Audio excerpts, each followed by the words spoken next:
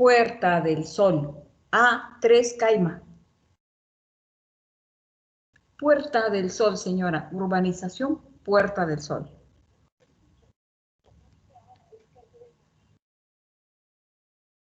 Ay, no sé cómo... Es la urbanización Puerta del Sol. Puerta del Sol. A3. 3. Caima. Frente al Valle Escondido, señora. Frente al Valle Escondido. Sí, señora. Ya.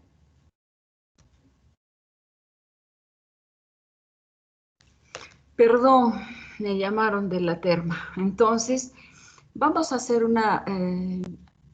está bien que podamos repasar este paso, este examen. ¿Ustedes lo están viendo en este momento? No, doctora, no podemos ver su pantalla. Ok, ok. Entonces vamos a hacer esto.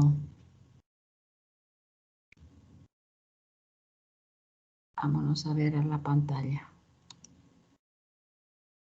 Ahora sí, ¿verdad? Sí, doctora, ahora sí podemos Ya, observar. perfecto. Perfecto. Entonces dice, son neoplasias trofoblásticas gestacionales. Claro que sí.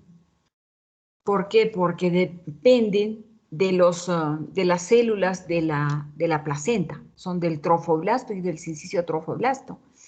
Por eso se denomina gestacional.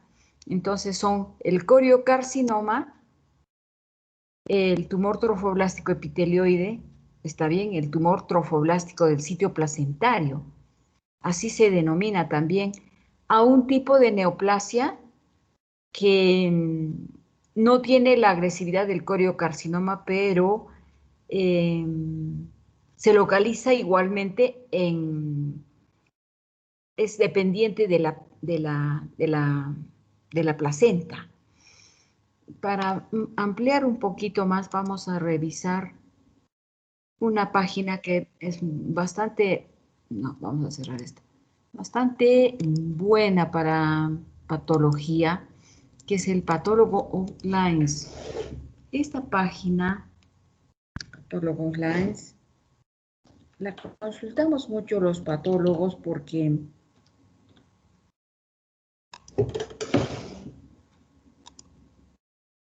se actualiza frecuentemente, trae los protocolos americanos y nos resulta muy actualizada. Entonces vamos a buscar el placenta, acá está placenta.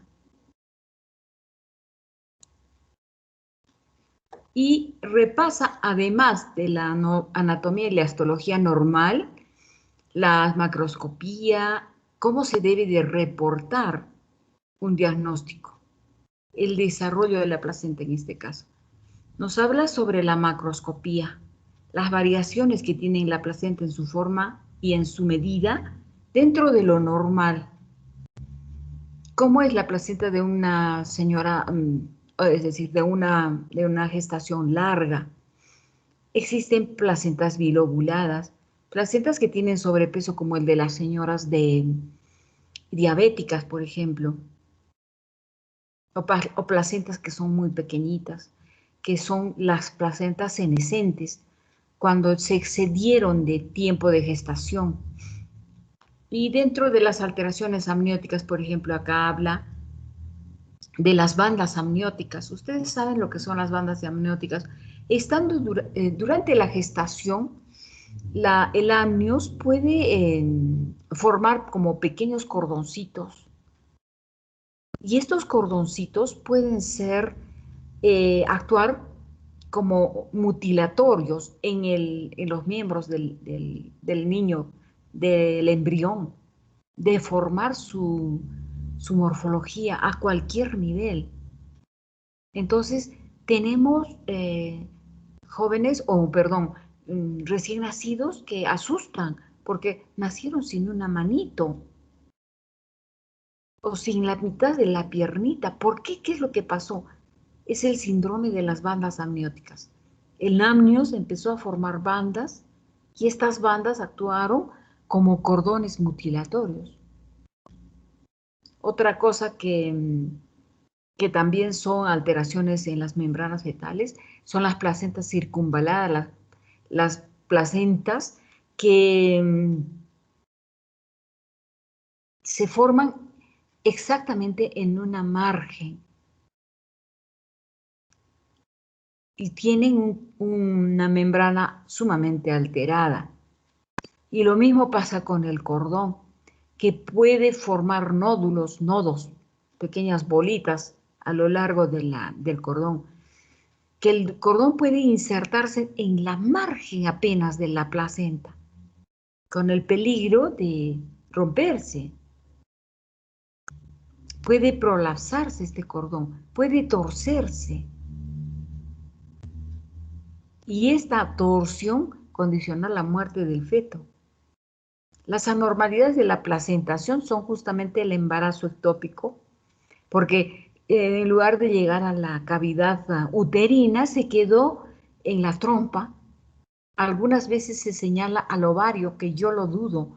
No hay reportes de la gestación ovárica. Después la placenta creta, aquella que se pega demasiado a la pared. Aquella que lo perfora, que la increta, y la percreta es la que ya lo atraviesa la pared del útero. Entonces llega el momento en que la paciente, o sea, la persona portadora de la placenta increta y percreta sangra, presenta un sangrado profuso, y es que la placenta atravesó el útero. La otra anormalidad es la placenta previa, es decir, la placenta se localizó cerca de la salida, cerca del istmo del útero. Bueno, estábamos también hablando de las enfermedades gestacionales trofoblásticas, de las neoplasias trofoblásticas gestacionales, y ahí se menciona el coriocarcinoma, el tumor trofoblástico epitelioide, el tumor trofoblástico del sitio placentario. Y vamos a ver con un poco más de detenimiento esto. El tumor del sitio placentario. Es una neoplasia con una implantación intermedia, dice, en un sitio intermedio de las células trofoblásticas. Es una forma rara de enfermedad gestacional trofoblástica. Otros términos son coriocarcinoma atípico, corioepiteliosis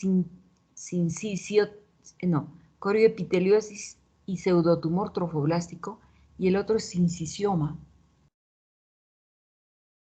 Bueno, acá los niveles de gonadotrofina van a ser bajos. Hay un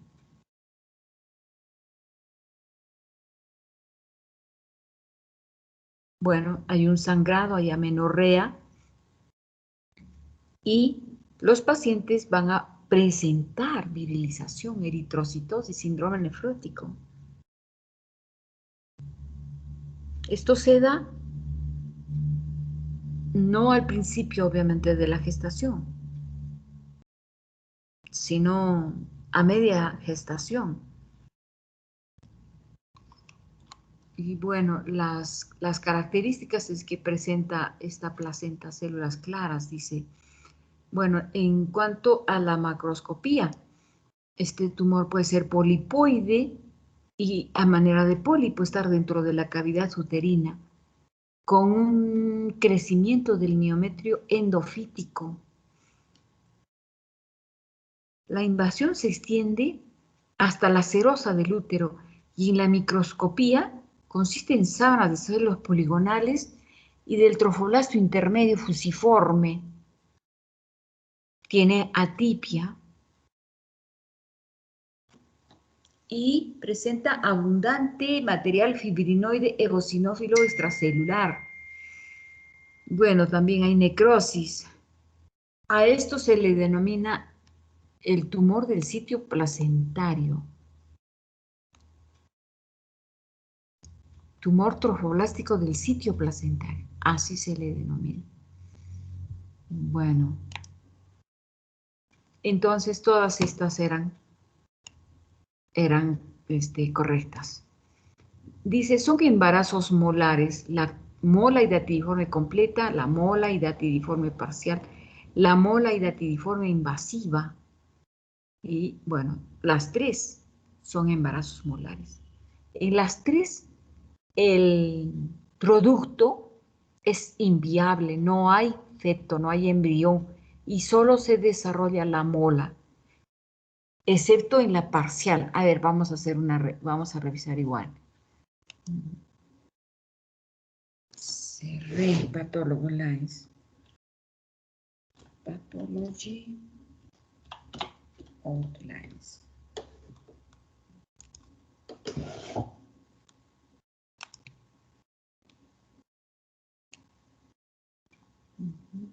Placenta.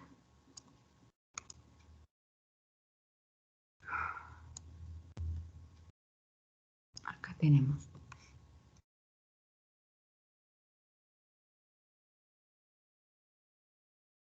Embarazo, placenta, creta. No, estas no son. ¿Dónde tengo esto? Por acá.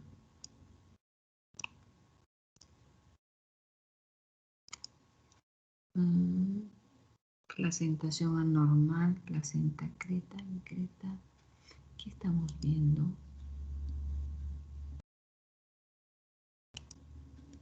Uf, me salí.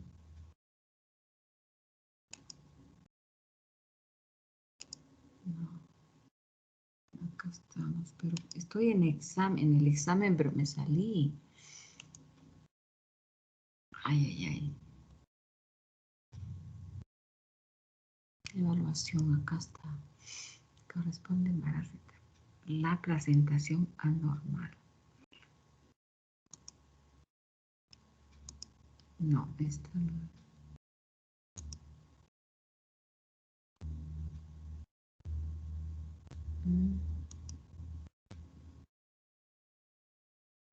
Chispas, Pathology Lines.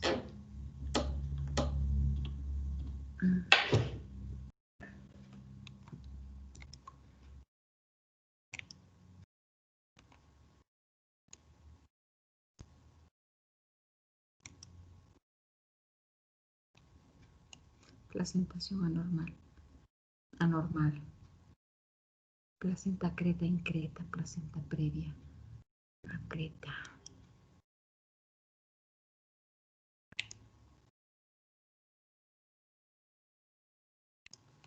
Se denomina placenta creta cuando las vellosidades se implantan en la superficie miometrial y no hay decidua.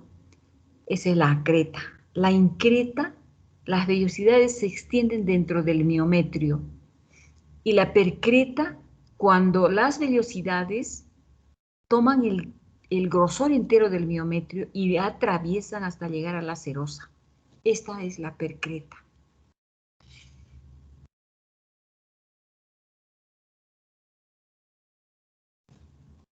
Entonces, que estábamos hablando de mola. Mola. Ya habíamos pasado eso. Mola hidatidiforme.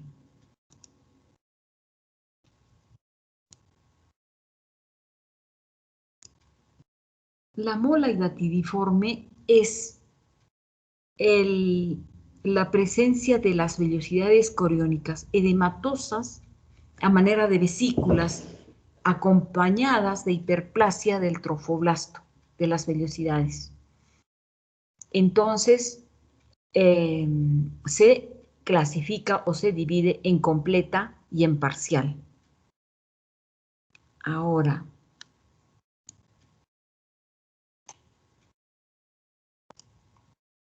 vamos a ver cuándo es completa y cuándo es parcial. La mola hidatidiforme completa tiene estas vellosidades está con una degeneración hidrópica, hay hiperplasia del trofoblasto sin desarrollo de embrión. Esa es completa. Y la incompleta, pero primero un poquito más de la completa, vamos a ver. Bueno, termina esto siempre en sangrado, las vesículas a manera de uvitas, con un útero bastante grande, desproporcionado, las gonadotrofinas elevadas, puede haber evidencia de toxemia de embarazo, es decir, hipertensión, edema y albuminuria. Esta es la completa. Ahora vamos a ver la incompleta o parcial.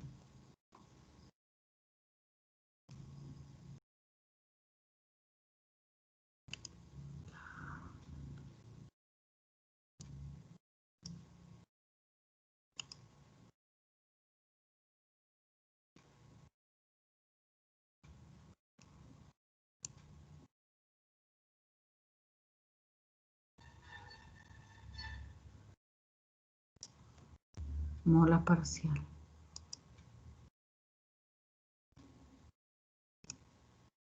En la mola parcial, semejante a la anterior, es una enfermedad trofoblástica gestacional. Las vellosidades adquieren esa forma de uva con una degeneración hidrópica importante. Hay hiperplasia del trofoblasto focal, igual.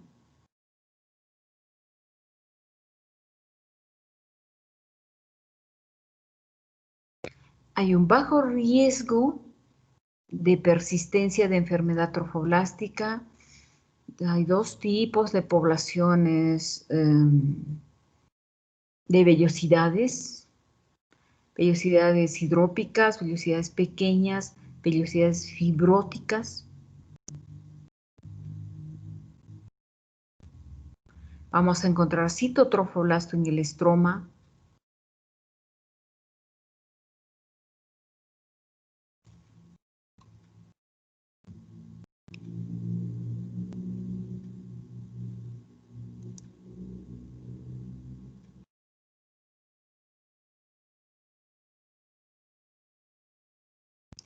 Se caracteriza porque es más frecuente que la completa.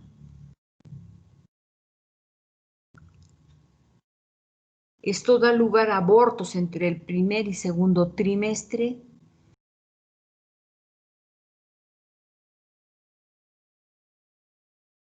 Esto va con un nacimiento y el 11%, no, 11 por 10.000 casos nacen vivos los niños.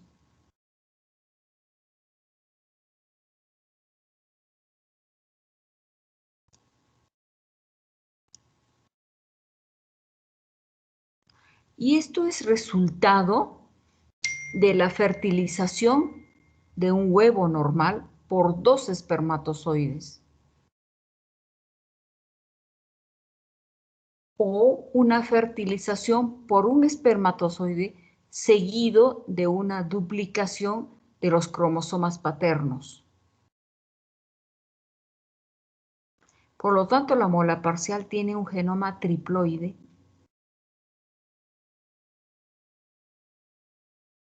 Raramente puede ser tetraploide. Entonces, cursa con abortos.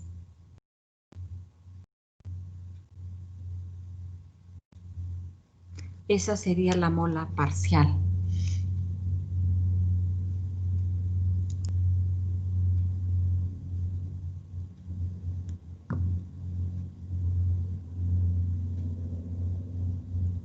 Y la mola invasora.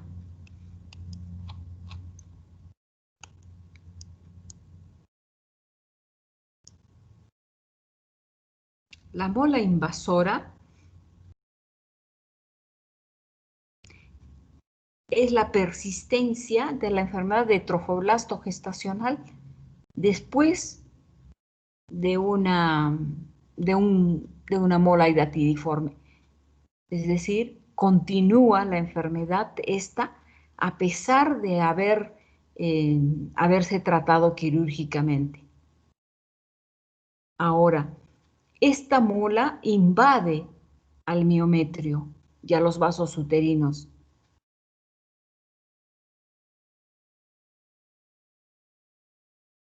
Y puede haber una diseminación a través de los vascular a los pulmones, a la vulva, al ligamento redondo, también a partes blandas, paraespinales, dice. Y en estos casos hay que tratarlos con quimioterapia, cual si fuera una neoplasia, como si fuera un coriocarcinoma. Entonces la mola invasora o invasiva puede metastatizar y comportarse como una neoplasia. Sin embargo, vamos a poder ver todavía vellosidades hidrópicas en el endometrio, en el miometrio, perforando el útero con una gran hemorragia.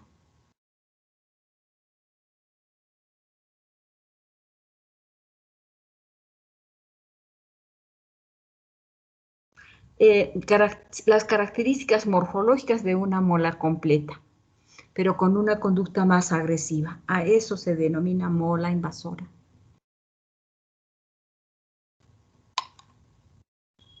Bueno, y entonces en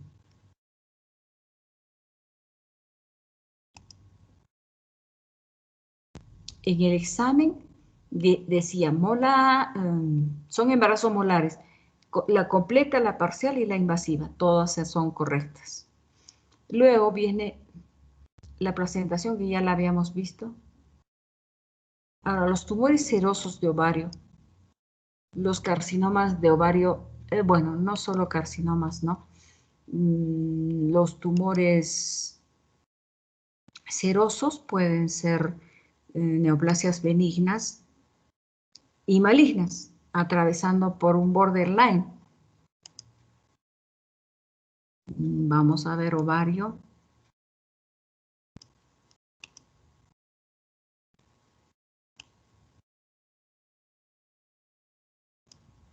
Entonces se menciona dentro de los tumores serosos al carcinoma seroso de alto grado, al de bajo grado, al cistoadenoma seroso, chispa se mueve,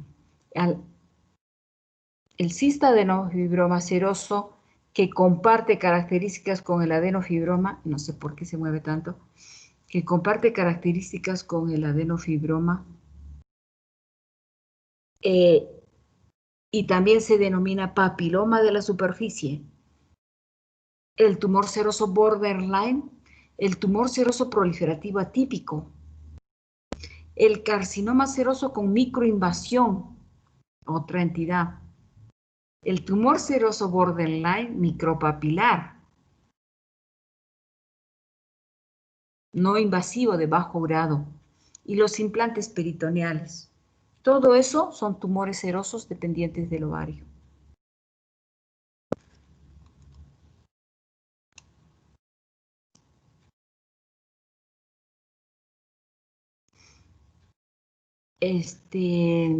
La contraparte del tumor seroso es el tumor mucinoso.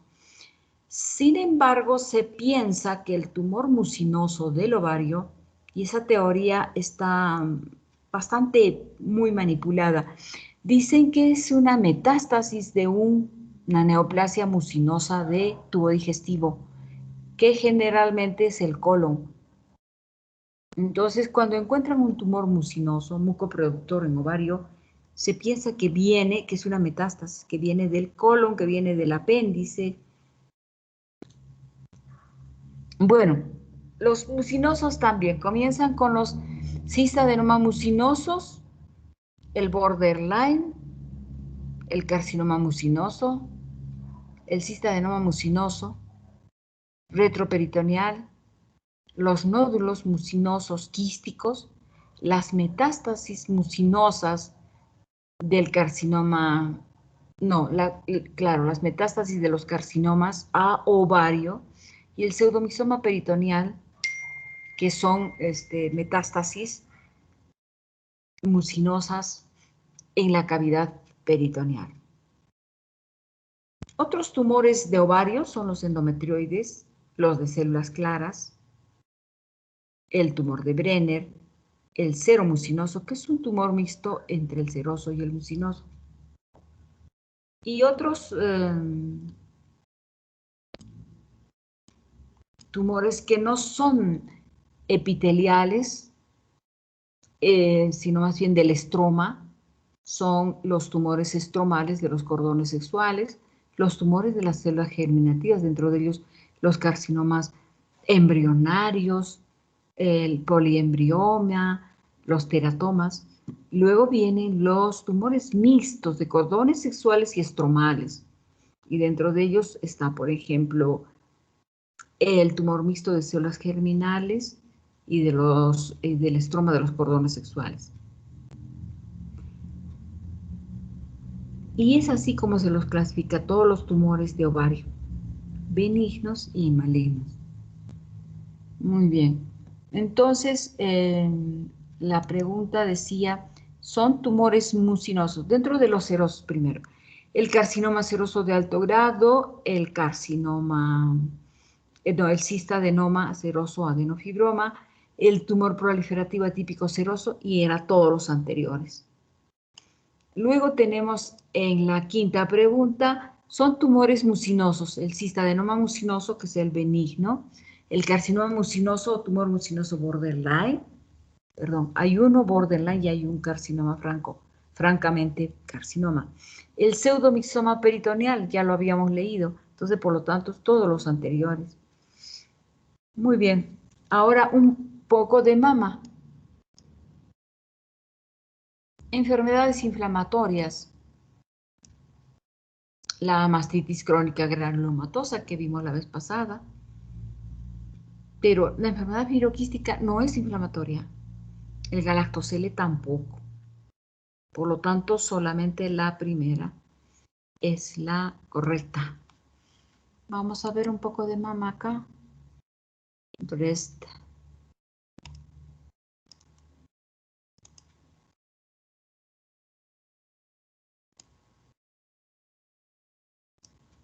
En mama tenemos cómo es la anatomía, qué hacen los ganglios, cómo se hacen las biopsias, cómo es la mama de la gestante, cómo se estudia el ganglio centinela.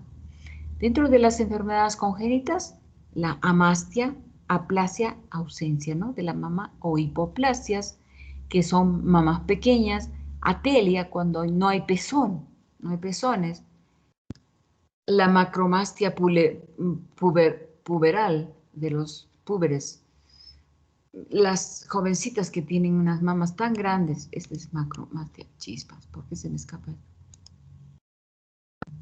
Vamos a dejarlo acá, chispas. Vamos a intentarlo otra vez ya. Muy bien. Vamos a ver enfermedades inflamatorias de la mama. Acá lo dejo. Otra vez. Enfermedades inflamatorias de la mama. Desde las inflamaciones agudas, como son la mastitis aguda, las ectasias, que también provocan inflamación, la necrosis grasa, que se da por un golpe de la mama, y hay una zona que se necrosa. Las reacciones a cuerpo extraño, asmatitis granulomatosa idiopática, que la vez pasada la vimos, la mastitis de la diabética, las mastopatías por silicona, por los implantes,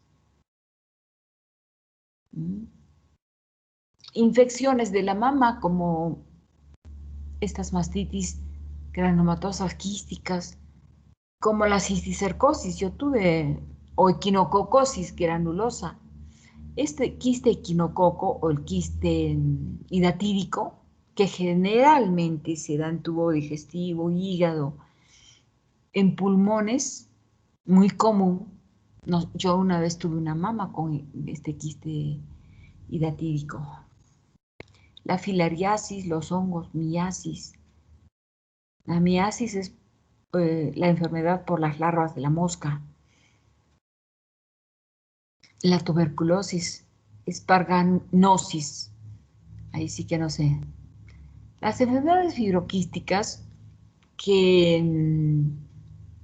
entran en este grupo, los cambios fibroquísticos, la adenosis, la adenomioepiteliosis, la adenosis apocrina típica, la metaplasia apocrina, la fibrosis, la cicatriz radial,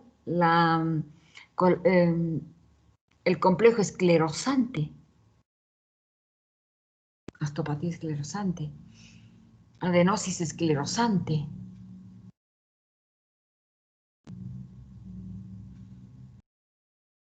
Enfermedades no neoplásicas que no son inflamatorias, que tampoco son fibrosas como el mucosele, la papilomatosis, los adenomas, por ejemplo, el adenoma de la gestante, cambios secretores. Luego los tumores fibroepiteliales, como lo vimos la vez pasada, el fibroadenoma, el filodes, el hamartoma, el adenoma tubular. Y bueno, vámonos a los cánceres.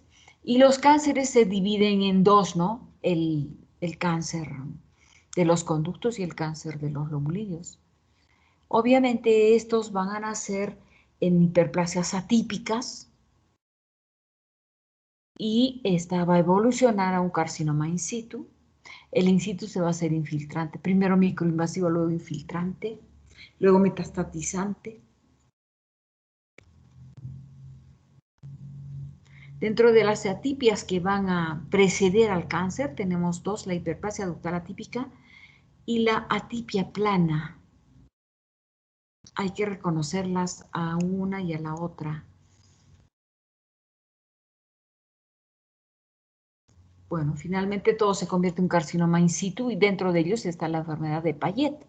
Y había justamente una pregunta respecto de la enfermedad de Payet, de la mama, porque hay una enfermedad de Payet de la piel también.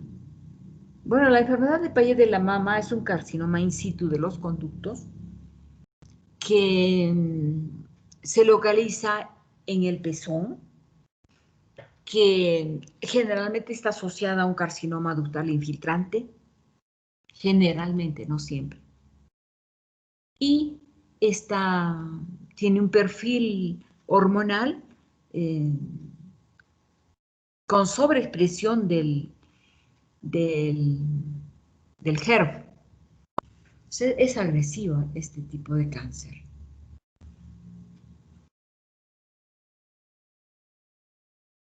Muy bien. Y dentro de los carcinomas lobulares tenemos al carcinoma pleomórfico, al carcinoma clásico. Dentro de los carcinomas de los conductos podemos mencionar a varios: medular, oncocítico de tipo como metaplásico, pleomórfico, en fin, muchos tipos especiales. Y tenemos un cuadro que nos muestra la WHO para clasificarlo. Tenemos que tener el 90% de las características que se menciona para cada tipo. Y luego vendrán los sarcomas. Y dentro de los sarcomas, uno de los comunes es el angiosarcoma, el liposarcoma, el sarcoma indiferenciado. ¿Cuáles son los marcadores que se usan para la mama? Los hormonales, estrógeno y progesterona. Un Ki67, que es un factor de proliferación para saber cuánto se está replicando. En los malignos se replica mucho. El P53, que no es tan importante, pero que yo lo uso mucho, muy frecuente. Pero sí más importante es el HER2.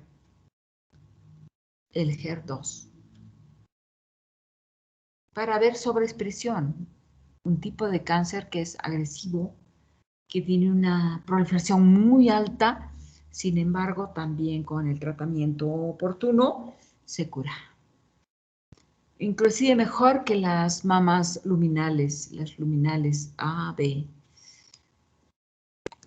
Muy bien. ¿Qué más? ¿Qué pregunta más nos quedaría por resolver? A ver.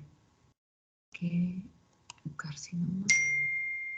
Dice, son tumores fibroepiteliales, ya habíamos dicho, ¿no? El fibroadenoma, tumor filoides, hamartoma. Acá dice fibroadenoma, tumor filoides, hiperplasia lobular atípica. No es la hiperplasia lobular atípica un tumor fibroepitelial. El fibroadenoma está bien, tumor filoides sí, y la tipia epitelial plana no, es una lesión precursora del carcinoma infiltrante. Luego acá hemos puesto la enfermedad de Payet, tampoco encaja, porque la enfermedad de Payet ya es un carcinoma, in situ, pero es un carcinoma. Finalmente la pregunta 10, el carcinoma papilar encapsulado. Esta es un tipo especial de carcinomas, los papilares. Así comienzan, in situ, dentro de la cavidad, va creciendo, pero termina infiltrando. Hay que usar coloraciones como el P63, la citocaratina 5,6 para ver si las células mioepiteliales se conservan o ya están rotas por efecto de que el tumor ya está invadiendo. Entonces la pregunta era, ¿carcinoma papilar encapsulado es un carcinoma ductal in situ? Sí, sí es. ¿O es un ductal infiltrante? No, no es infiltrante. Todavía no. En el carcinoma, ¿es un carcinoma lobular? No, es de los conductos. Y es lobular infiltrante, peor, no es. Entonces la única que podía marcarse es la primera, la A. Muy bien, ya hemos revisado el examen. Y, ¿aló?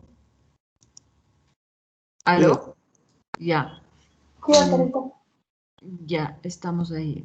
Entonces, yo pienso que podemos hacer una revisión de los temitas. Podríamos cargar los temitas anteriores y podríamos revisar los...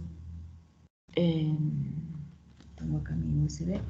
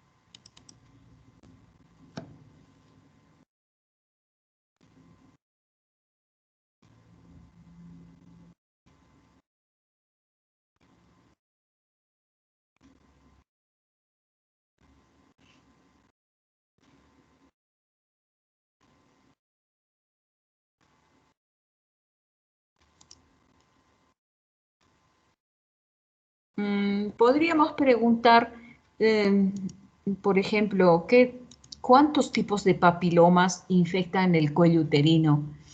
Digamos, en el Perú, ¿cuáles son los papilomas más prevalentes? José Mauricio Barreda. José Mauricio, ¿estás? Vamos a preguntar entonces a Javier Ercilla. Doctora, buenas Oh, noches. ok, ¿Me ¿cómo escucha, estás? doctora? Sí, te escucho muy bien. ¿Tú sabes cuáles ¿Me son puede repetir la Sí, pregunta, doctora? Porque el tema exacto. es un poco... ¿Tú sabes cuáles son los serotipos prevalentes acá en nuestro país de los papilomas que infectan el cuello uterino? Porque tenemos un grupo de papilomas que infectan el cuello y otros infectan, por ejemplo, la laringe. Otros son responsables de las verruguitas que tenemos en el cuello, en la cara, en los genitales.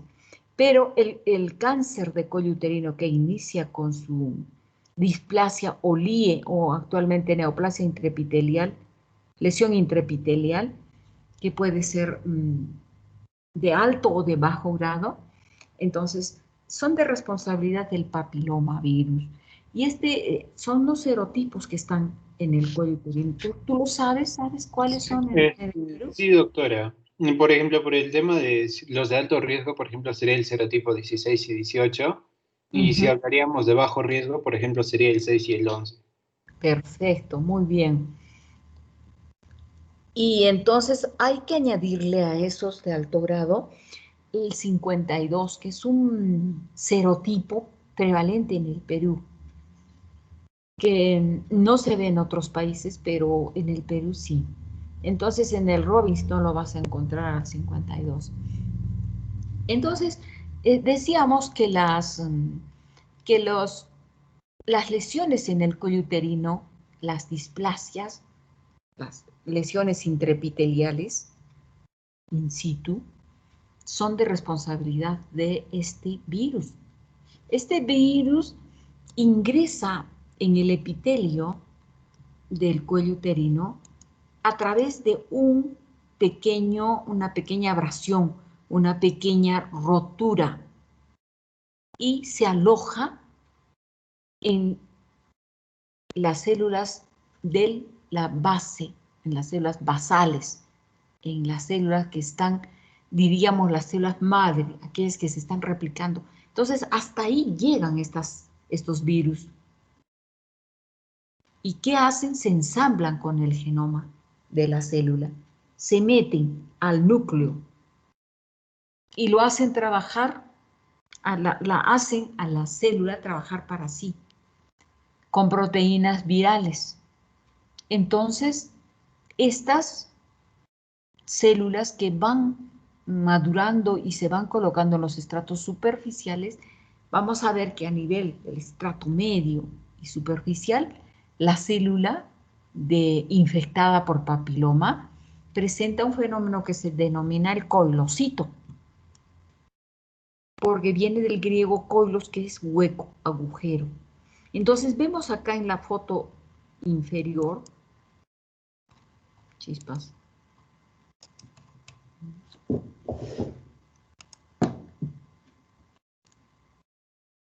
bueno, vemos cómo hay un halo perinuclear y ese es el coilocito, es el agujero. No vamos a esperar que sea completamente blanco. Este espacio puede ser del color de la lámina, medio celestito. Doctora, una consulta. Las láminas no las podemos observar nosotros. ¿No las están viendo?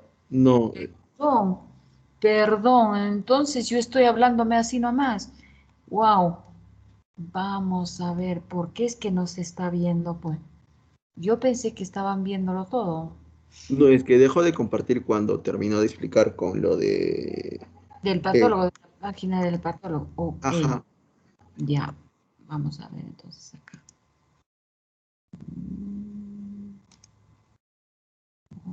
Ya.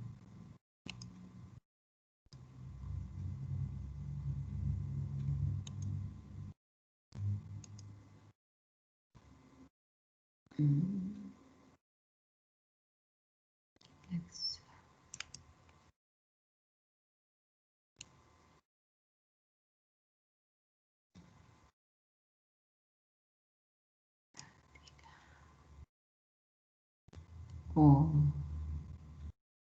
¿qué pasa? ¿Por qué se pone esto así? Ya acá, práctica 2, tercera fase.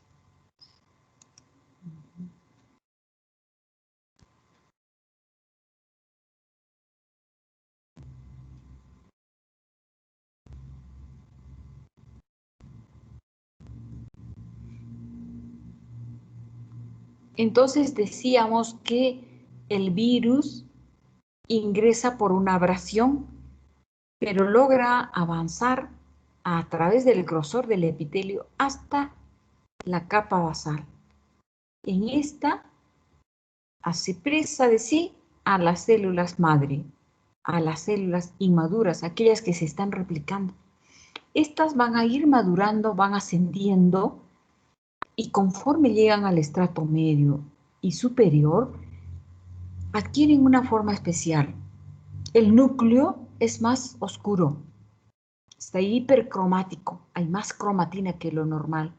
Y Doctorita, tiene los bordes irregulares, sí. No, ya eh, entra ya. Ya estamos, ya estamos, ahorita carga, Jairito. ok, disculpa. Sí, ya carga. Solamente que estoy intentando explicarlo sin la imagen pero igual lo vamos a ver ahora. Entonces, ya decía eso, y bueno, vamos a ver las características propias de este núcleo, que se reconoce fácilmente, aún coloreando la lámina con hematoxilina eosina o con otra coloración. No hay problema. Lo ideal es que cuando se hace una biopsia no solamente se diagnostique LIE de alto o de bajo grado, sino también hacer un estudio del cero, o sea, hacer una serotipificación sobre la marcha en el tejido para poder ver el pronóstico. Si hace falta, bueno, si es un serotipo bastante como un 36, entonces vamos a intentar hacer un cono al frío, un cono frío, o vamos a buscar una salida mucho más drástica. Oh, no puede ser. Cargué otra cosa, chispas. Tenemos que salir de esto. Uy, uy, uy. Uy, no puede ser. Doctora, mejor comparte toda su pantalla para así, porque como está en Word, el Word Sí. no se puede subir, hay que compartir la pantalla. Ok, entonces, ¿cómo lo hago, Jairito? Ah, Cuéntame. primero Acá. hay que sacar estas diapositivas. En la Ya. parte superior, Sí. ahí ponga dejar de presentar. Hay un recuadrito. Sí. Ya, hace clic ahí y primero dejamos de presentar estas diapositivas. Ya. Listo. Y luego me voy al escritorio. No, en la parte superior, al lado del micrófono, Sí. hay ese cuadradito donde dice compartir Sí. contenido. Ahí Sí. hágale clic Sí. y Ya le después hice. nos vamos ajá, a la parte izquierda, dice escritorio, screen 1. Ahí Sí. haga clic para compartir su pantalla. Ahí está. Ahora la tenemos. Ahora sí, doctora. Eso es lo que nos faltó. Entonces estábamos hablando de este coilocito. Entonces sería bueno que reparemos en esto. Este núcleo está mucho más oscuro porque tiene más cromatina, por eso se dice hipercromático, respecto de las otras células, respecto de otras. Es mucho más oscuro. Y la otra cosa, los bordes del núcleo no son normales, son irregulares, parecen semillas, tienen un margen irregular. Y la tercera cosa, están rodeados de este halo que parece un hueco. Entonces, este es un coilocito. Y eso es porque el virus está dentro del genoma de la célula. Ya es un genoma mixto, predominantemente viral. Todos los virus hacen esto, los RNA y los DNA. Entonces, con esto podemos decir, atipia, no más que eso. El IE de alto o de bajo grado. Cuando tiene el coilocito es de bajo grado. El de alto grado, ya sea una displasia moderada o severa, generalmente ya no tiene coilocito. Y estos cambios, estas alteraciones que se ven en el núcleo, ya no solo es en el tercio superficial, sino en el tercio medio también. Y cuando es severa, o sea, en liga de alto grado de displasia severa, ocupa todo el espesor del epitelio. Y hay una falla en la maduración. Ya no se ven células grandes abajo y pequeñitas en la superficie, sino todo del mismo tamaño. Ya eso es una displasia severa, camino evolutivo a cáncer.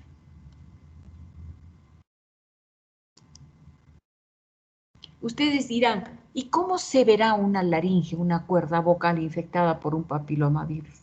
Igual, se ve lo mismo, se parece al cuello uterino. Ya otros serotipos ahí, no son estos los de cuello uterino, no son otros. Y cuando se trata de las BIN, de las neoplasias intranales, perdón, NIAS, neoplasia intranal, son otros serotipos.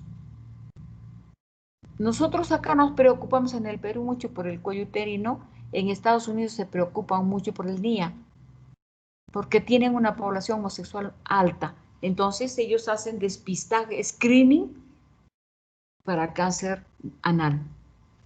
Y los cambios son parecidísimos.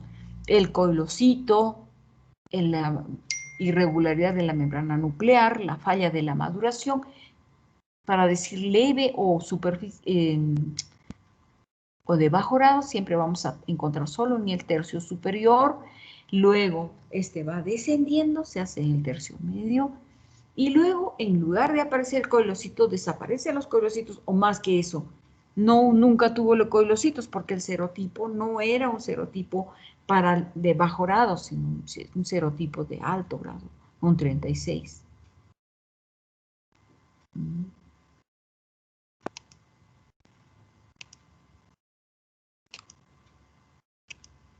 Esta es una displasia de alto grado. Acá ya no hay coilocito.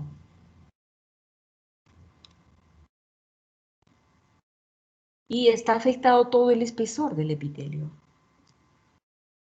En estos casos lo que hay que hacer es un cono frío con márgenes. Acá claramente se nota. Hubo en algún momento coilocito. Puede ser que dos virus, uno de alto y de otro de bajo, infecten a la vez al cuello uterino. Sí, señor. Pueden haber dos serotipos.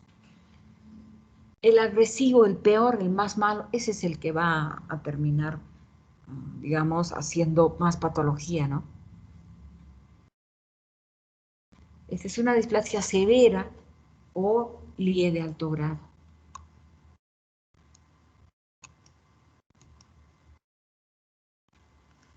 Esto está tan encerrado que parece que tuviera un margen.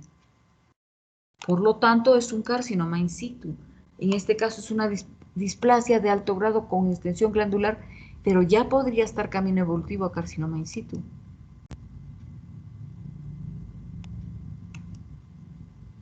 Ese es un Papa Nicolau, es decir, un extendido de cuello uterino coloreado con Papa Nicolau, es decir, tiene en sus colorantes 3, EA, hematoxilina y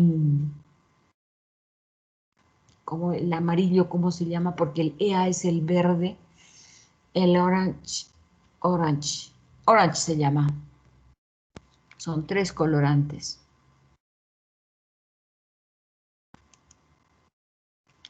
Igual en la citología vamos a ver las mismas células.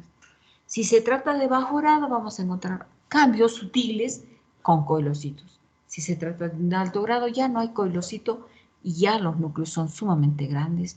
Y cuando esto va a convertirse en cáncer, porque ya está casi como cáncer, entonces vamos a encontrar necrosis. Y la necrosis se expresa por célula muerta más polimorfo nuclear. Eso ya sería un carcinoma infiltrante, ¿no?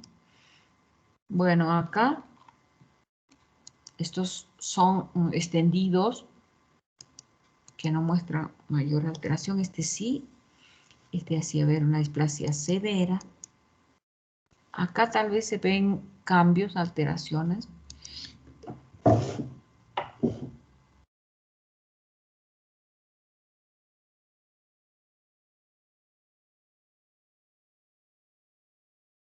Esta célula intermedia, por ejemplo, tiene un núcleo, macronúcleo respecto de esta otra.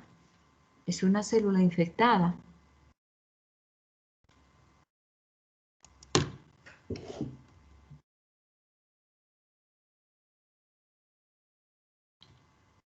Y lo mismo acá. Son núcleos muy grandes para las células estas. En este caso todo se ve como parabasal. Es decir, acá ya no hay células superficiales, porque las células superficiales, como hemos visto, son rosaditas, son verdecitas.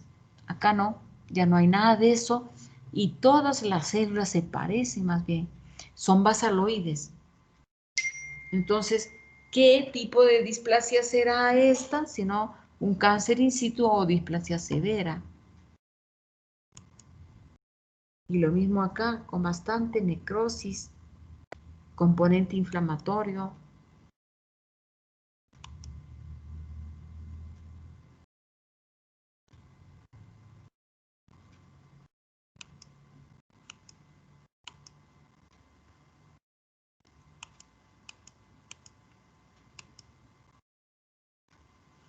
Vamos a preguntar acá.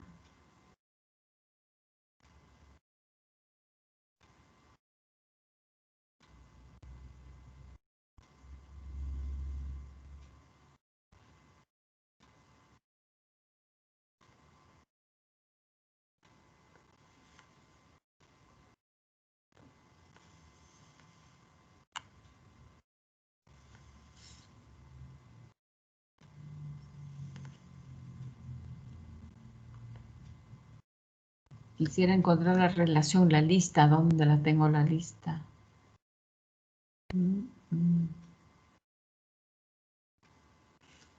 Abrir otra. En la ventana de internet debe estar, doctora. ¿En cuál de las ventanas que no la veo? Abajito, trae, donde está el... Ahí entre. A ver. Ahí no está. Creo que lo ha cerrado, doctora. Se me Tendría... cerró. Sí, se me Ujú. cerró. A ver, vamos.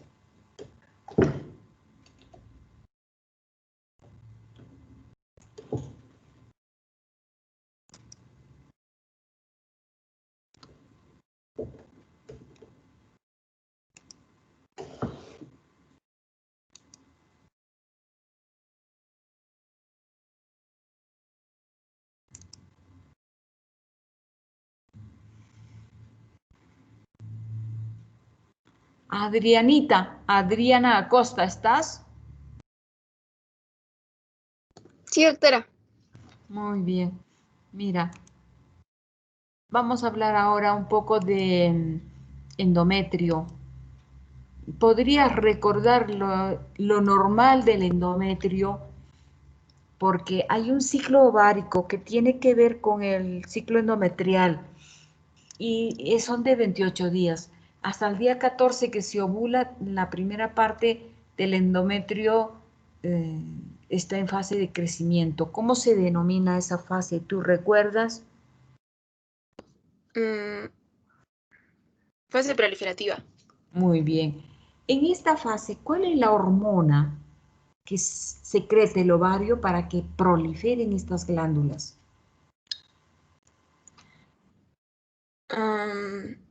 La LH. Los estrógenos. Los estrógenos. Los estrógenos favorecen la proliferación glandular. Estas glándulas se van a replicar. Ya habíamos dicho, forman unas pequeñas, unos pequeños conductillos y vamos a tener un epitelio pseudoestratificado hasta el día 14.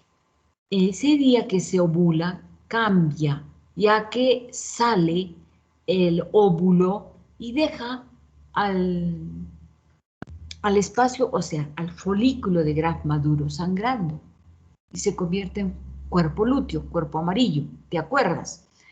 Ese cuerpo amarillo, ese es el que va a fabricar de acá para adelante hasta el día 28 otras hormonas.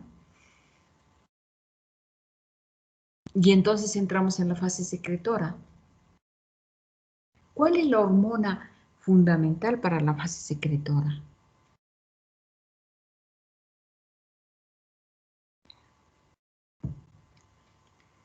Yo igual, doctora, o otra persona. La progesterona. La progesterona. Por eso se le denomina a la primera a la proliferativa estrogénica y a la segunda o secretora progesterónica también.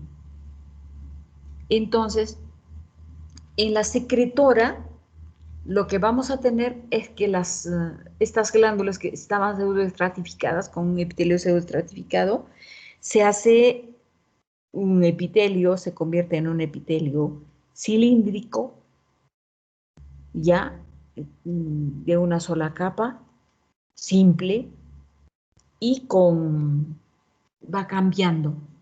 Presenta unas vacuolas subnucleares, las células se hacen las glándulas se hacen tortuosas, empiezan a secretar, se pone edematoso el estroma y cada cambio que hace se ha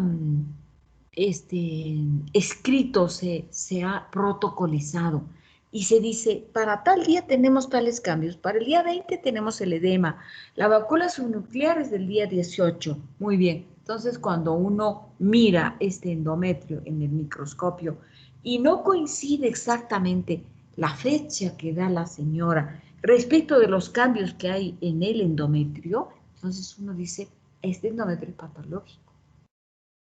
Hay una falla hormonal, ha recibido una administración hormonal exógena.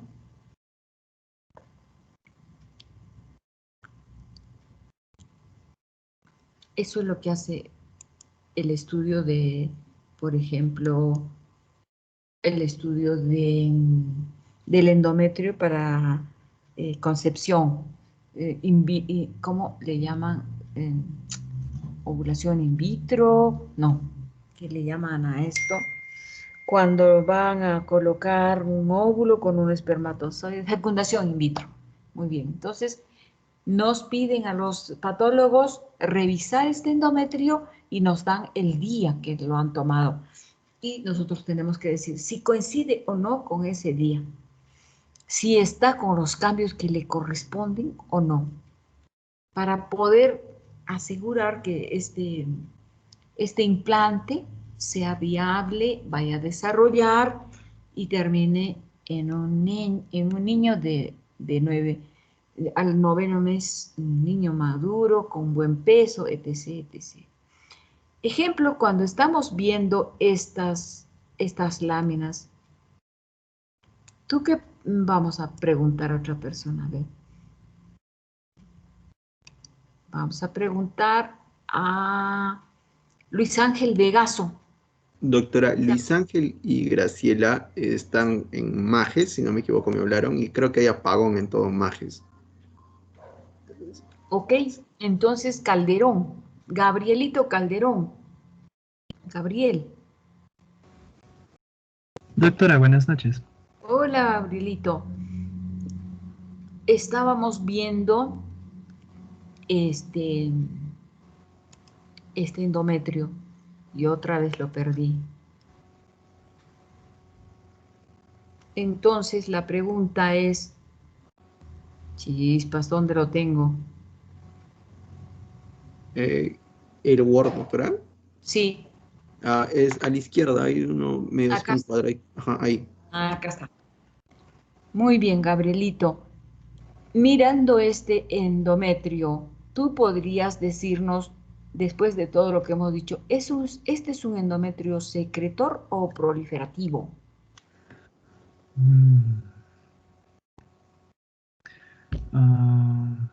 Creo que es un secretor, doctora. Muy bien. ¿Qué cosas te hacen pensar que es un secretor? El diámetro de las luces. Perfecto. Son mucho más amplias que en la proliferativa. La otra cosa, Gabrielita, habíamos mencionado estas vacuolas subnucleares. No sé si logras ver debajo del núcleo, debajo de la, digamos, en la parte basal de la célula, unos espacios blancos, casi como un ribetito. Ah, sí, sí se ve, doctora. Esas son las vacuolas subnucleares. Entonces, esto ya corresponde a un día 18, 19. Luego vemos el estroma. Ahora, lo que es muy importante, que los cambios glandulares deben de ir de la mano de los cambios del estroma. Mira, en este caso veo un estroma edematoso, porque se ve casi como que tuviera un líquido ahí y las células están más separadas. ¿También ves eso, Gabriel? Sí, doctora. Muy bien, eso es edema. Entonces, hay edema, hay vacuola subnuclear. Entonces, debo de pensar que esto está entre el día 18 y 20. En el 20 se da el pico máximo de edema en el endometrio secretor. Esa es la forma en que se estudia un endometrio. Ahora, cambios que se dan en el endometrio. Desde los cambios hormonales, las asincronías, aquellos endometrios que tienen una disociación glándulo-estromal. Y dentro de las patologías del endometrio tenemos la hiperplasia. Y esta hiperplasia actualmente la clasifican como típica o atípica. Sin embargo, la anterior, la clasificación en simple, compleja y atípica, es bastante todavía usado y conveniente para los patólogos. Entonces, acá en la lámina esta estamos viendo un endometrio y vamos a ver, este es un endometrio hiperplásico. Las hiperplasias, para vuestro conocimiento, se dan en la etapa proliferativa, no en la secretora. Excepcionalmente puede ser de la etapa secretora.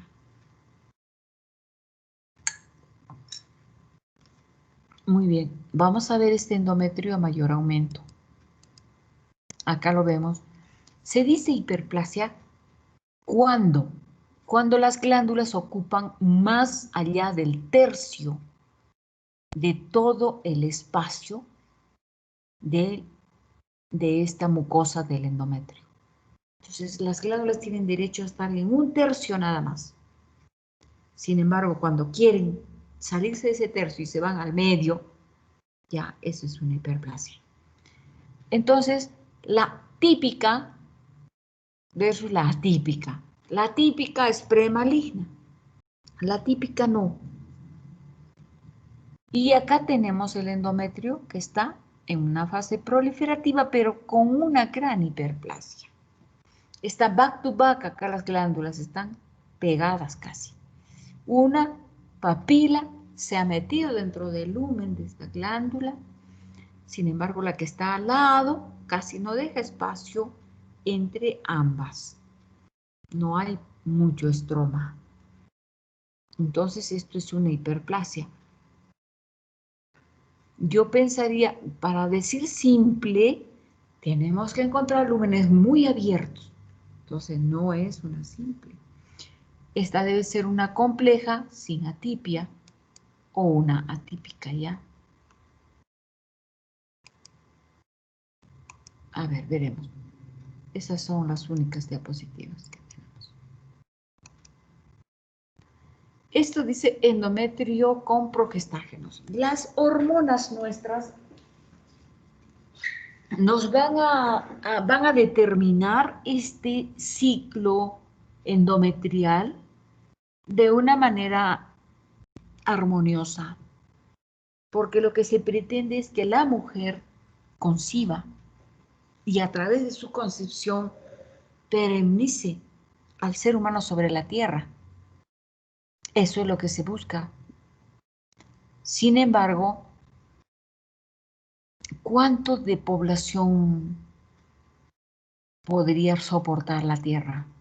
¿Hasta dónde el ser humano debe de ocupar? ¿Cuánto más tendremos de alimentación para los seres humanos que en lugar de tener 5 o 6 mil millones en este momento, ¿cuántos son? Millones, millones, ya no recuerdo en qué números estamos, pero ¿habrá alimentación suficiente para todos? 1. 2. Espacio sí va a haber, pero los recursos de la naturaleza van a poder dar al hombre todos todos sus recursos para poder vivir cómodamente, o va a faltar. En ese momento va a entrar en desequilibrio. Entonces, el hombre no va a poder comer, no va a poder vivir, va a resultar una tierra inhóspita. Bueno, nos estamos saliendo un poco. Entonces, cuando se administran progestágenos exógenos, entonces este endometrio puede entrar en esta patología. Esto se denomina endometrio con disociación glandular, glándulo estromal. Estas glándulas no van con ese estroma. Y es un estroma muy celular. Entonces es secundario a un tratamiento hormonal. Ahí vemos mucho estroma, pocas glándulas. Esto corresponde a un desequilibrio, desbalance.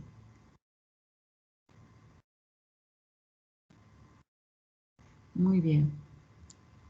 Endometriosis ovárica. Vamos a preguntar.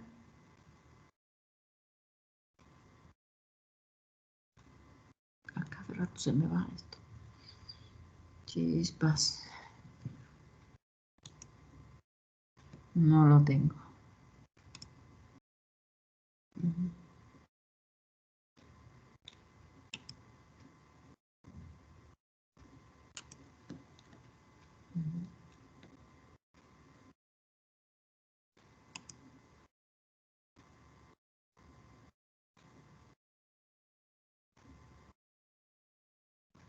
Ángela Castro está.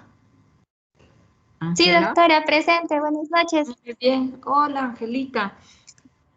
Muy bien, vamos a hacer, a ver, algunas preguntitas, Angelita. Vamos a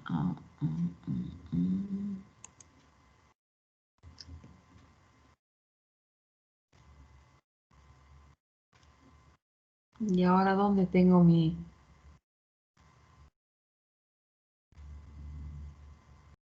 Chispas. A la izquierda, doctora. Acá. No, el Word está abajo a la izquierda. Acá. Ese. Ya está. Angelita, ¿qué entiendes por endometriosis? Ya, doctora, en cuanto a la endometriosis, yo tenía entendido que esta es una patología en donde el tejido que cubre normalmente el útero crece fuera de él. Y también había encontrado algunos artículos que hablaban de que este puede llegar tanto a intestino y algunos también decían que hasta puede llegar a otras partes del cuerpo, como pueden ser hasta el cerebro, si es que no me equivoco. Realmente, digamos que potencialmente puede ser verdad. Sin embargo, es una exageración que quiera llegar hasta el cerebro. Lo que sí hemos visto comúnmente es la presencia de estas glándulas alrededor de otros órganos que están alrededor del útero, como que, por ejemplo, hemos visto endometriosis en el tubo digestivo, en el ano, en el recto, endometriosis en el ovario, es muy común, en la trompa. Entonces, la presencia del endometrio en varias partes del cuerpo no significa necesariamente metástasis. Más bien le llaman a eso la deportación del endometrio. Entonces, esta es una enfermedad benigna. no es un cáncer, no es una metástasis. El endometrio, que es bastante crece con mucha avidez, mucha rapidez, cambia con el ciclo menstrual, se queda plano, vuelve a crecer. Entonces es un órgano, es un tejido que tiene unas características bastante especiales. Entonces puede viajar a través de una vena a varias partes, ya decíamos, y en el momento en que esta mujer está con la influencia de los estrógenos, luego la influencia de la progesterona, el cambio que debe haber en el día 14 o en el día 20, en el día, ¿cuántos días tiene el ciclo ovárico? 28, ¿no? El día 28, que ya hay menstruación, ya cae ese endometrio. Entonces, ¿qué pasa con ese tejido endometrial que está fuera de su lugar? Como igual está recibiendo el influjo hormonal, también hace su ciclo endometrial. O sea, la primera parte, los primeros 14 días crece y del día 14 para el final empieza a secretar y el último día sangra. Entonces, se comporta lo mismo que el endometrio de la cavidad uterina. Es interesante ver, porque es, por ejemplo, en el recto es como un pequeño nódulo violeta, que cuando está la mujer en el ciclo, en la primera parte del ciclo ovárico o ciclo endometrial, está tranquilito, no pasa nada, planito, es una lesión que por aquí no pasó nada. Pero viene el día 14, del día del 14 al 28, duele, sangra, molesta, se hace un bulto grande.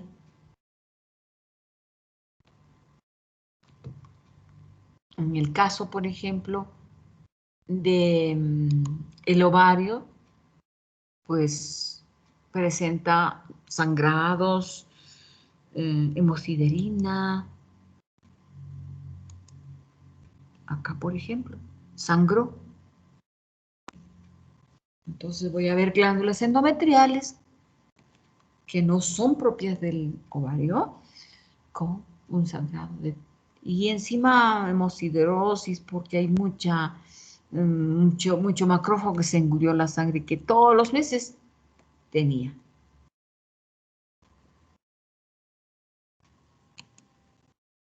Eso es la endometriosis. Ovárica, de recto, anal, en fin.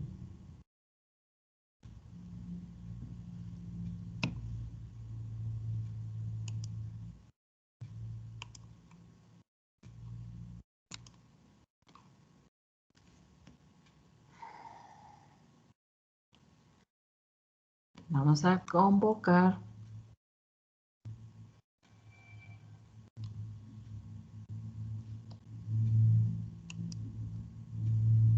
Lista. A Raxin. Raxincita, ¿estás? Doctora, recién me dijo que tenía problemas de conexión. No sé si ahorita está desconectado porque dijo que su internet estaba mal. Ok. Entonces, vamos a conversar con Juan Manuel Coaquira. Buenas noches, doctora. Presente. Hola, Juan Manuel. Cuéntanos, ¿dónde está nuestro Word? Está acá. Respecto de los tumores serosos del ovario, ¿qué entiendes por borderline? Límite de malignidad. Bueno, doctora, yo entiendo que está en una línea de borde que no es ni benigno ni maligno. Y usted nos dijo que el cirujano debe tratarlo como maligno y operarlo. Exactamente. No puede esperar a que esto involucione. Lo trata como maligno. Es decir, tiene que recibir la cirugía, ¿no? Posiblemente no haya quimioterapia, pero la cirugía tiene que recibirla. Bueno, Todos estos tumores epiteliales derivan obviamente de la superficie, del epitelio de la superficie del ovario. Entonces, lo que vamos a encontrar es lo que estamos viendo, ¿no? Una proliferación. Para comenzar, cistadenoma significa quiste. Es sinónimo de quiste. Entonces, son quistes que están recubiertos por un epitelio seroso. ¿Cuál es el epitelio seroso? Es un cúbico. Epitelio cúbico, simple, que no secreta. No secreta por lo menos mucina, porque si no sería un cistadenoma mucinoso. Muy bien. Puede tener una o varias cavidades, pero lo que no puede hacer es que ese epitelio, como lo ven, que solo conserva su lugar ahí, está en la mucosa, este epitelio no vaya a infiltrar. Si infiltra, ya es un borderline. Y si se mete mucho más, es un carcinoma. Entonces,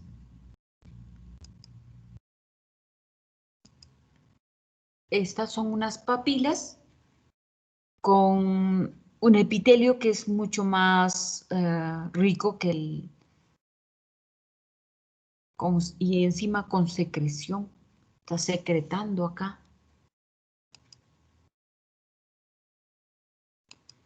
Y luego nos muestran un carcinoma seroso acá, perdón, de células claras, que podría confundirse con un mucinoso. Pero recordemos que el mucinoso siempre va a tener secreción de moco a la luz y vamos a tener estas células con unos núcleos en tachuela.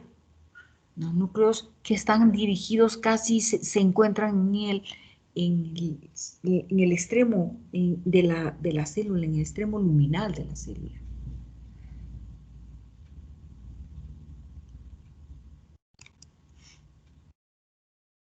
A veces el patólogo tiene duda si es un cistoadenoma seroso o es un tumor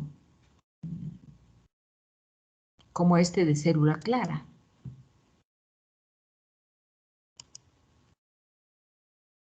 Ya decíamos, para decir célula clara necesitamos el 90%. Se parece a los hipernefromas, al tumor de Grawitz. Es decir, en riñón, ¿recuerdan el hipernefroma? El tumor de células claras. Se parece.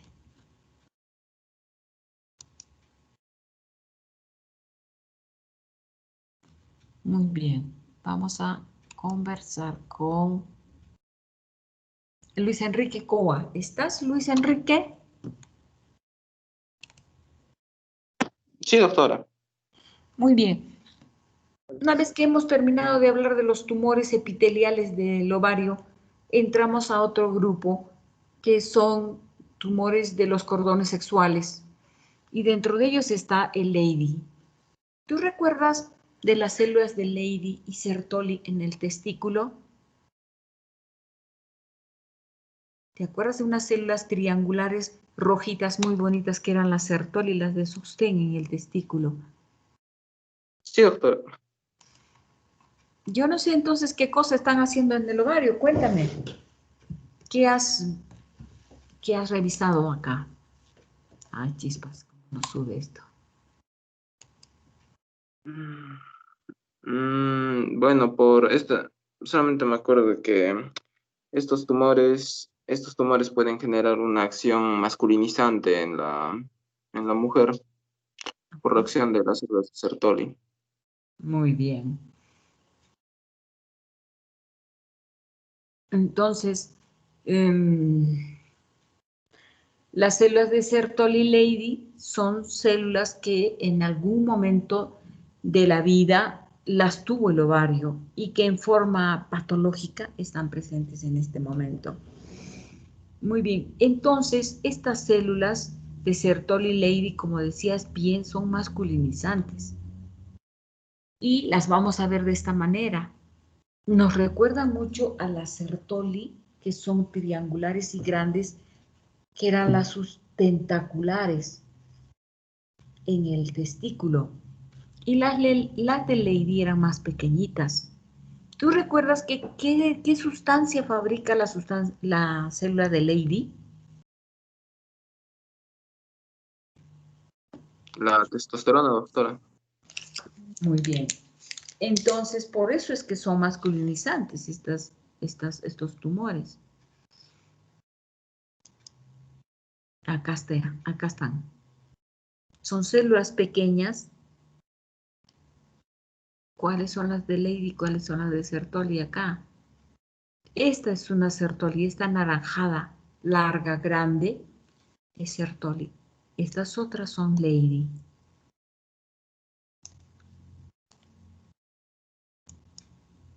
Bueno.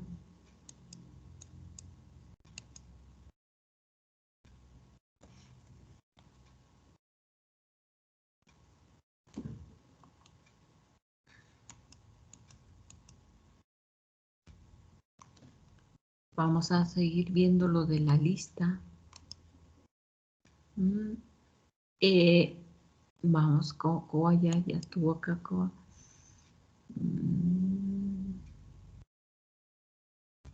Verónica Carolina Medina, ¿estás? Entonces, Sí, doctora. Andrés. Ok. Buenas noches. Verónica, buenas noches, Verónica. Vamos a hablar contigo de los teratomas. ¿De qué origen son estas neoplasias? En este caso, benigno, teratoma quístico maduro, porque también existen teratomas malignos, ¿no? De donde nace el carcinoma. ¿Tú sabes de dónde nacen estos tumores? ¿Son epiteliales? ¿Son de los cordones sexuales? ¿De dónde son? De las células germinales, doctora. De las 3 capas del embrión. De las 3 capas del embrión, muy bien. Ectodermo, mesodermo y endodermo. Pero vamos a ver un poquito más acá, espérate. A cada rato se me mete esto, pero... Otra vez me voy a ver mi patólogo lines.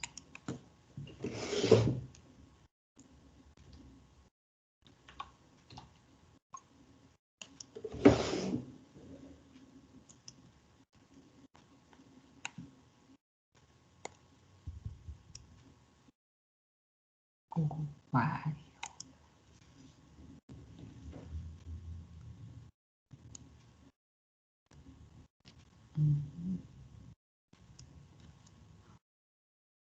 Teratomas.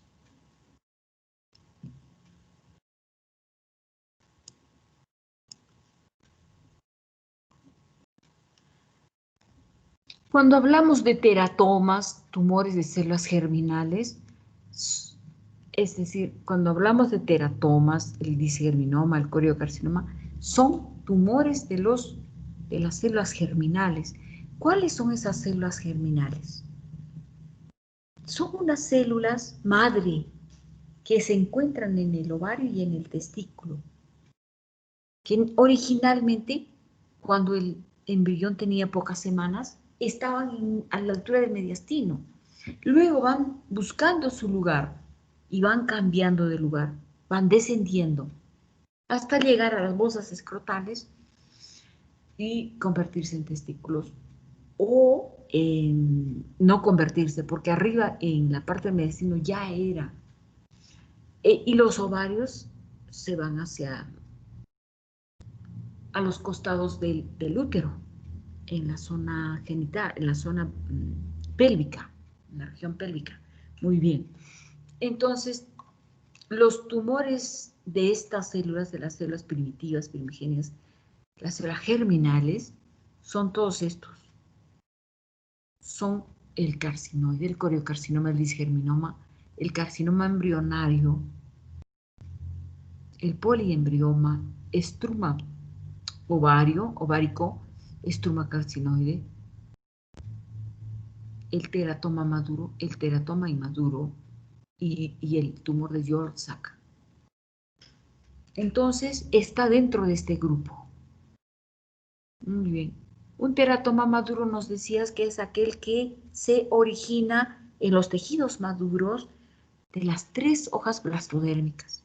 Es decir, vamos a tener músculo, vamos a tener huesos, piel, ¿y qué más vamos a tener? Hemos hablado del endodermo, del ectodermo y del mesodermo. El ectodermo, tejido nervioso vamos a tener. Bien. Y es tan gravitatorio la presencia del tejido nervioso que podría constituirse en un teratoma maligno por causa de que hay en un sistema nervioso atípico. Muy bien. El teratoma maduro lo vemos comúnmente, frecuentemente. No es una rareza. ¿Es sólido o quístico? ¿Qué cosa tendría el quiste? Tiene material de queratina, pelos, dientes, eso es lo que tiene.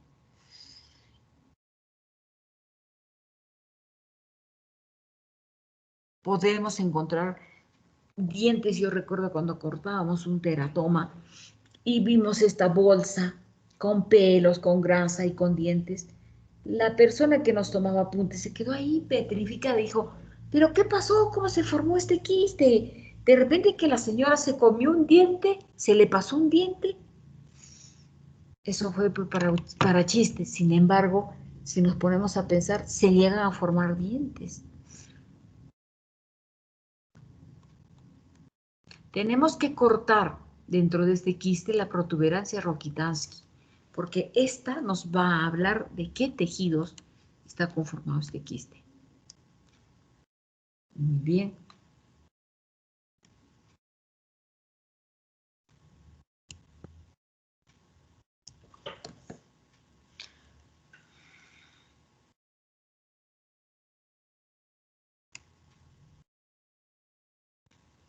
Entonces, lo clásico, lo típico en la microscopía de un teratoma va a ser observar piel, músculo. No encuentro una foto ideal para mostrarles. En este caso está con mucosa gástrica del endodermo, o sea, dependiente del endodermo. Vamos a ver, acá nos está mostrando epitelio, estroma y una gran cantidad de melanocitos.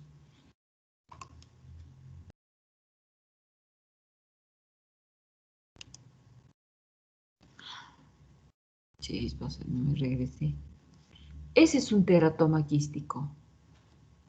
Maduro, porque tiene tejido maduro, pero puede ser también inmaduro, y eso depende de la cantidad de tejido nervioso que tenga. Muy bien.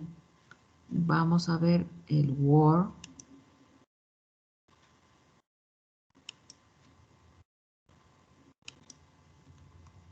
Acá tenemos cartílago, tejido adiposo, hueso.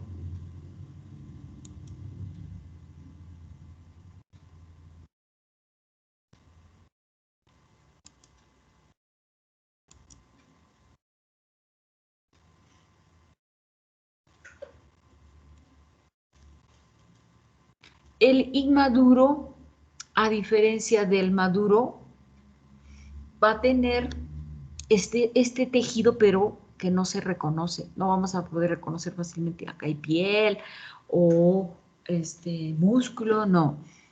Entonces, lo que sí vamos a encontrar es un tejido inmaduro con rosetas neuroepiteliales.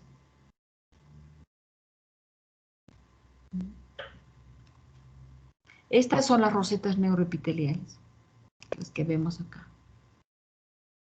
Estas otras que están más abajo. Rosetas neuroepiteliales. Están rodeadas, en este caso, de un cartílago, que tiene el aspecto de ser hialino.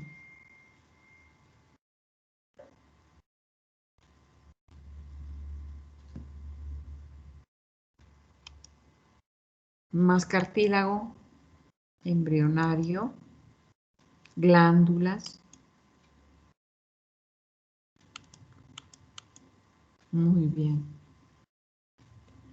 Yo creo que hemos repasado a 2 prácticas. Nos hubiera sido un poco mejor, no hubiera sido repasar la tercera, pero bueno, hemos repasado 2 prácticas, hemos repasado el examen, también hemos revisado el examen. Con el compromiso de que voy a preparar otro examen, Jairo me va a decir con qué fecha y que sea antes que el examen, ¿no es cierto? Antes que la fecha del examen, ¿no, Jairito? Sí, doctora. Ya. Bueno, yo creo que son las 9 de la noche y entonces ya todos están cansados. Hemos repasado 2 clasecitas. Bueno, entonces me despido hasta que tú me llames.